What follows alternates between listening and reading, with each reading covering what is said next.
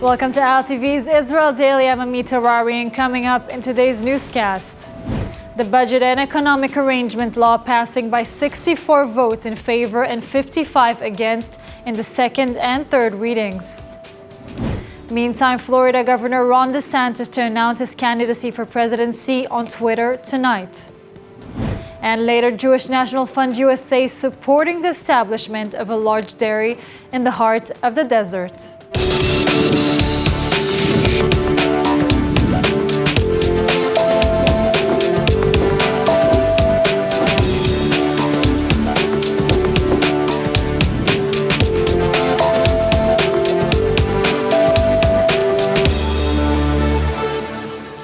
After an all-night Knesset session, the coalition passed a 2-year, 1 trillion shekel budget. The entire 64-member coalition voted in favor, giving Prime Minister Netanyahu's government much-needed political stability for some time to come. ILTV Steve Leibovich reports. After swatting away hundreds of opposition objections, the vote for the 2-year trillion shekel budget passed by a vote of 64 to 55. Every coalition member voted in favor. The budget vote ended months of coalition bickering over funding priorities.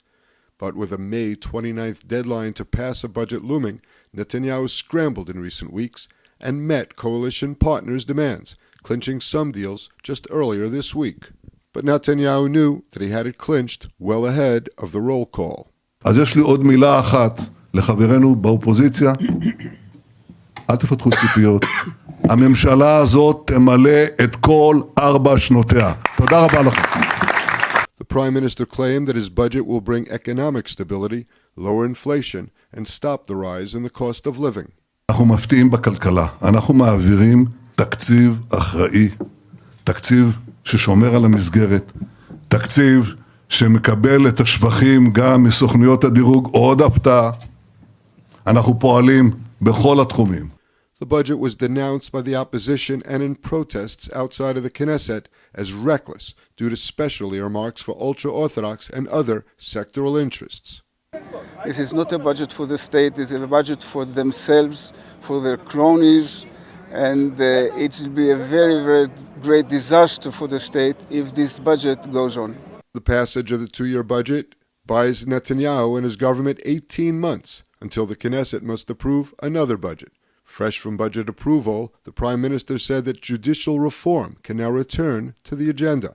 Negotiations between Netanyahu's government and opposition leaders have been ongoing at the president's residence, but coalition figures have been threatening to return to advancing bills in the Knesset if no compromise agreement is reached. And joining us now to help us understand more about last night's passing of the budget is economic consumer behavior expert, Assistant Professor Vili Abraham. Vili, Prime Minister Netanyahu claimed that the new budget will bring economic stability, lower inflation, and stop the rise in the cost of living. Will it do any of those things? Well, the thing is that not too many details have been published about how they plan to do it. But if you look at the budget, it seems that too much is going to a smaller, a huge sum of the budget, around 50%. Goes to the minority of the population. I have no problem with that. The problem is that the budget will be allocated without requiring, for example, yeshiva students to take core subjects like mathematics and English and science classes. And it's a problem because if you look at some economic estimates about what's going to happen if we don't have more of the religious sector employed, the cumulative effect on the GDP is going to be around $60 trillion over the next 3 or 4 decades. That's an incredible sum. And I think that we need to do something about that because if you look, you go into into details, into the budget details. So the only thing that I see that, for example, there's a greater budget in comparison to 2022, if you look at the budget of the educational ministry, so it's a little bit higher. Regarding the other ones, I wasn't able to find data. It looks balanced overall, but if you look at the budget allocated to the Israeli Innovation Authority, it will decrease by 100 million shekels, and that will be a blow to the high-tech sector, which is the It's the most important aspect of the Israeli economy because it employs about 10% of the population. It brings in about 25% of the income tax. And it's especially critical today because it's so much more difficult to raise funds from investors. So you do need the support of the Innovation Authority, which is going to be decreased significantly. Really, $1 trillion shekels for the next 2 years, is that enough of funding to be invested really in Israel's future? Well, it really depends where you put the money. Again, unfortunately, if you look at the annual budget, which is around $138 billion, more than half of it will go fund, the Orthodox community and yeshivas. And I think that if you do, allocate so much money, first of all, I think it's not proportionate, right?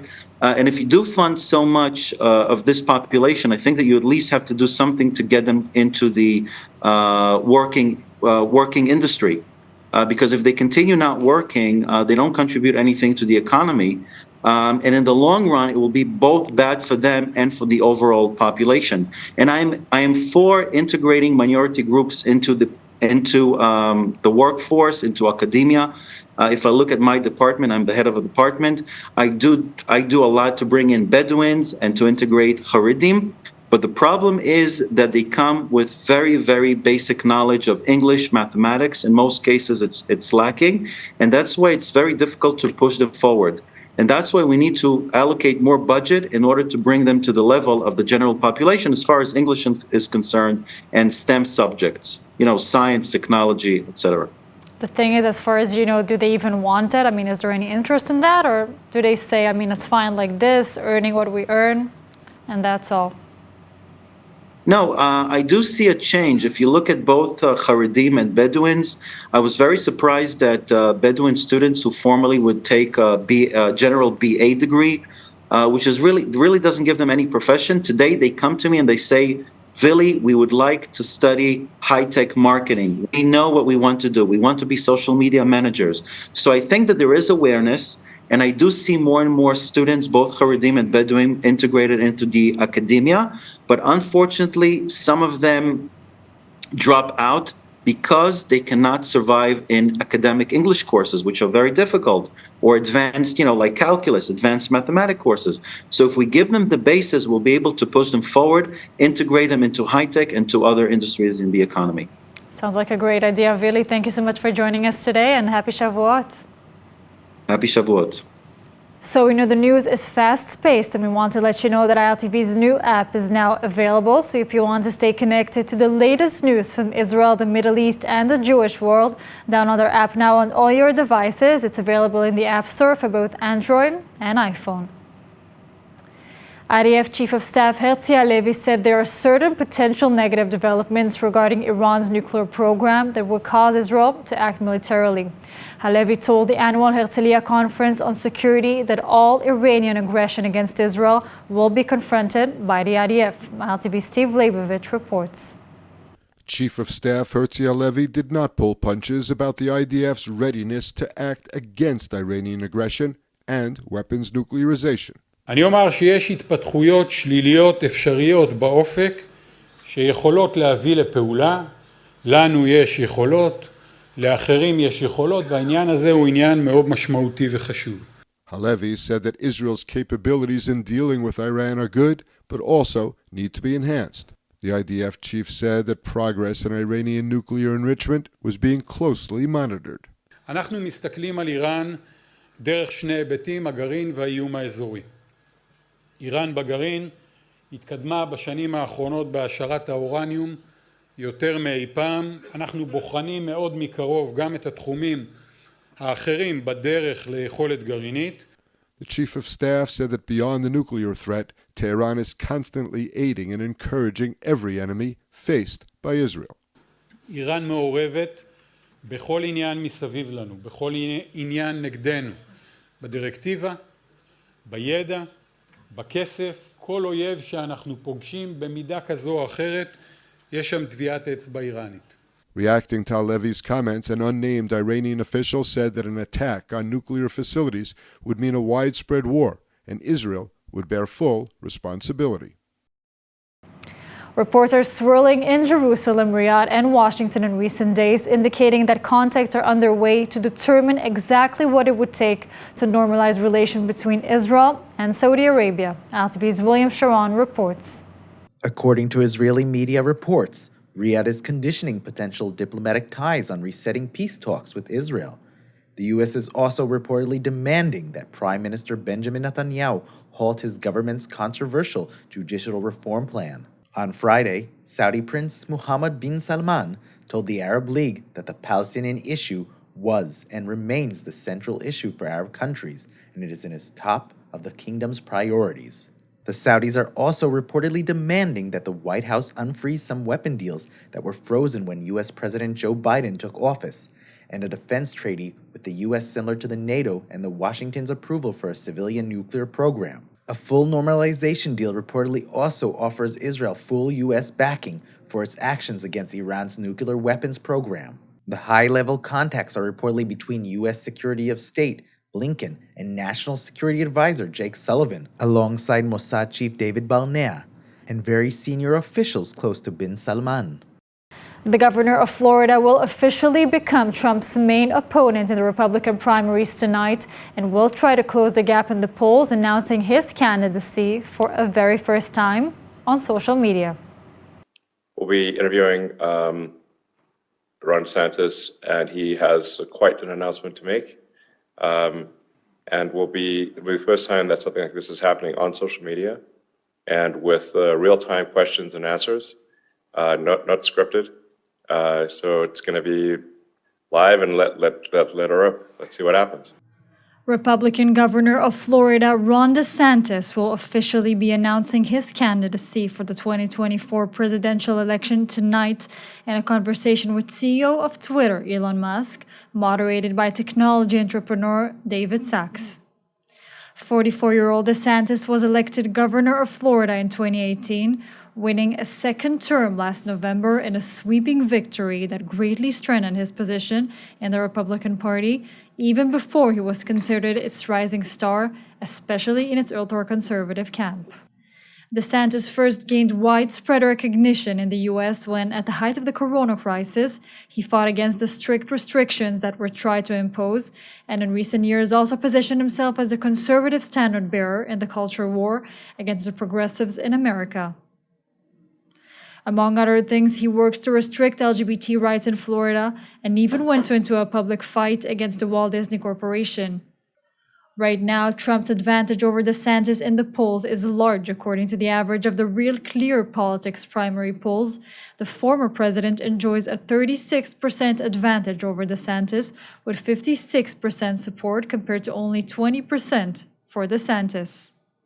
Within a few months, the Black Sea urchins were eliminated from Israel's Red Sea as a result of a plague coming from the Mediterranean Sea. This according to a concerning study by Tel Aviv University foreseeing danger to the Gulf of Eilat. Researchers have found a deadly epidemic spreading through the Red Sea and has killed off an entire species of sea urchins in Israel's Gulf of Eilat, imperiling the region's uniquely resilient coral reefs.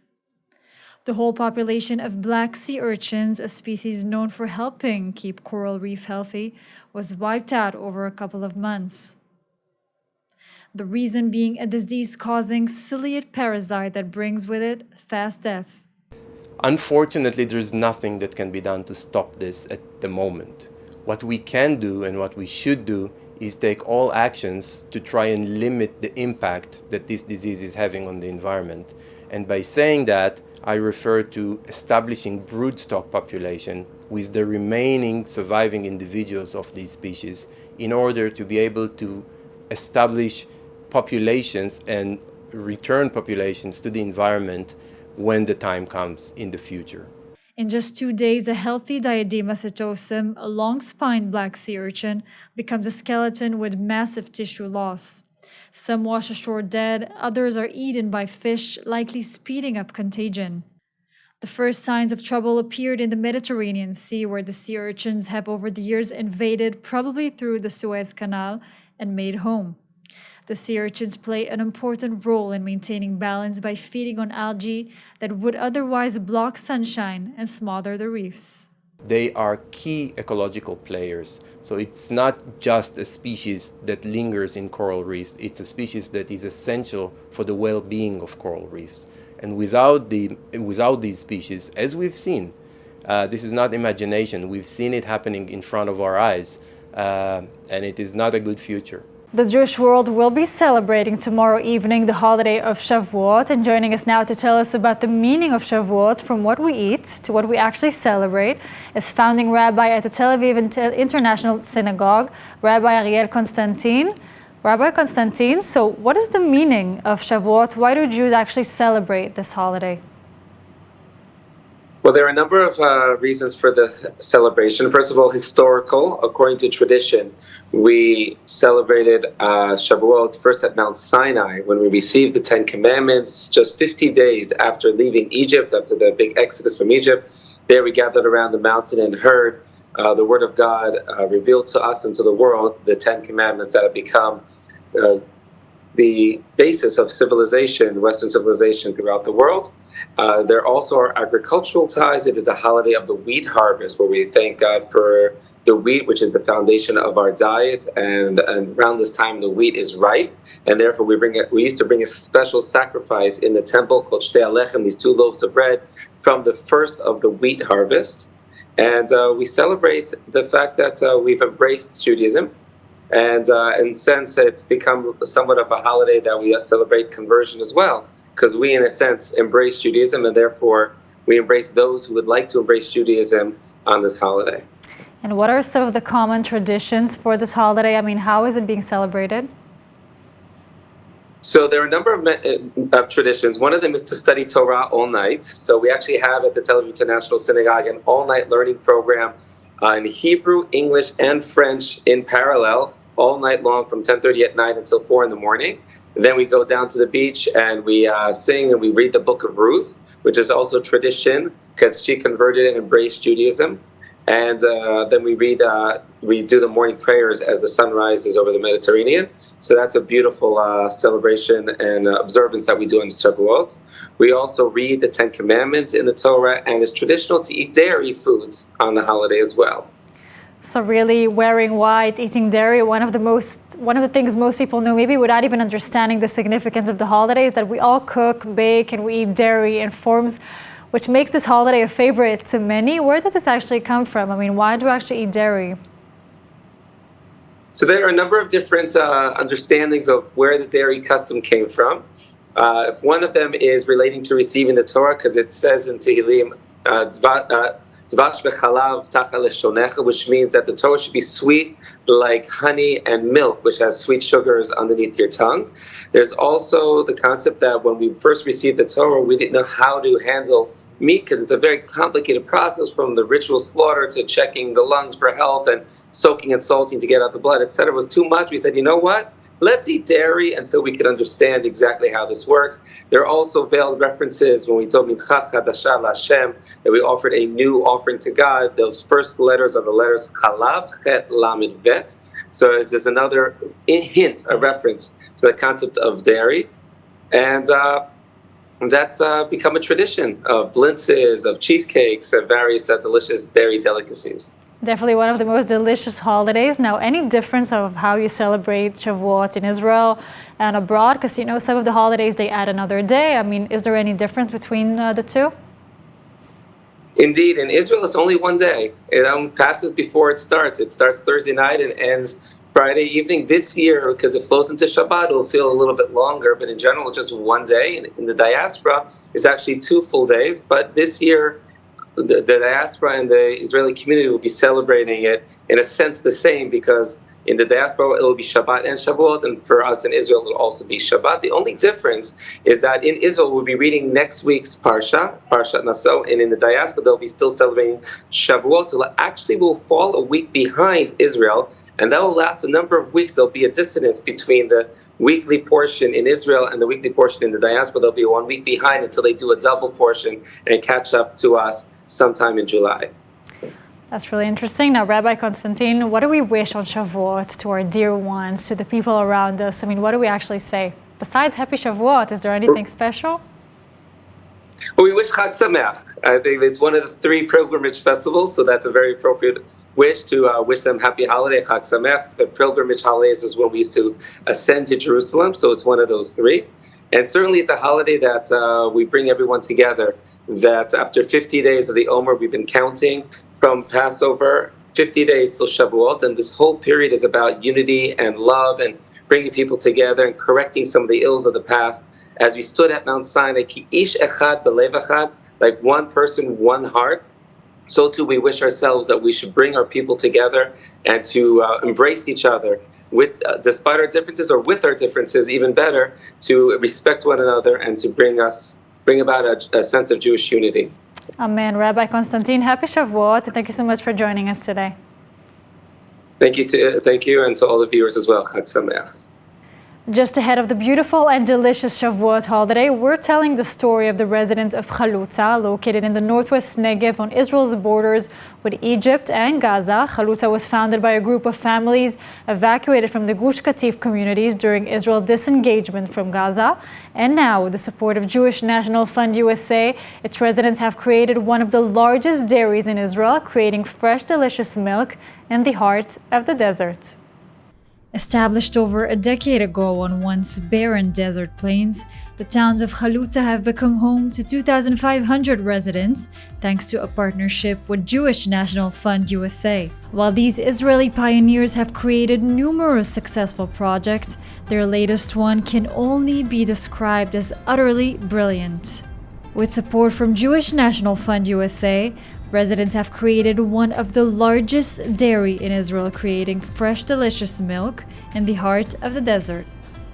We opened here exactly a year and 3 months ago, and the more fascinating fact about our dairy farm is that it took us 3 years to plan, but only 1 year, not even 1 year, 10 months from start to completion, and create an incredible dairy farm that is going to be the largest in the country. The dairy utilizes advanced sensors that can even measure the cow's demeanor and happiness. These new technologies, alongside computerized milking, feeding, and cow cooling systems, ensure that these are truly the happiest cows in the world. And it's not only that, this dairy farm is also committed to continuous improvement and has exciting plans lined up for the future. We're planning to double within 1 year, from 800 cows today to 1,600 cows within 1 year. The second step that we're going to take, will take a couple more years, is to build our own Chalutza dairy products, which will be sold worldwide. The third step, which is happening now, is the planning of the new visiting center here in the dairy farm to tell the story of how it's like to raise cows in the middle of the desert, how we started this whole region from scratch. There was once desert, and today it's filled with life. And it's not only just the cows who are impressed with the new dairy. Through this initiative and countless others, Jewish National Fund USA is bringing thousands of new jobs and opportunities to Israel's south as it works to attract 500,000 new residents to the Negev. It brings us diverse job opportunities, new families, and new people who are interested in coming to the area due to the dairy farm. All the profit that we will gain from this dairy farm, we will reinvest back in the community. For example, we've built many projects over the years with Jewish National Fund USA, and we will maintain with the profit those projects. We will reinvest our profits into different activities that we have for the children, and also different economic opportunities for the community. And as the dairy farm looks to the future, Shavuot holiday is right around the corner. So what is your favorite dairy product? Chag Shavuot Sameach! Happy Shavuot holiday from Chalutza and from me. Now let's take a look at the weather forecast. Cloudy skies are expected around most of the country tonight, with lows of around 18 degrees Celsius or 76 degrees Fahrenheit. Then tomorrow we will see more cloudy skies alongside steady top temperatures, seeing highs of about 35 degrees Celsius or 87 degrees Fahrenheit. And that's all for today's news. For more updates from Israel on all your devices, check out our ILTV channel, subscribe to our ILTV newsletter, and do not forget to check out our new and improved website, ILTV.tv, with all of the latest news from the heart of the state of Israel. I'm Amit Harari. Be well, happy Shavuot, and thank you so much for watching.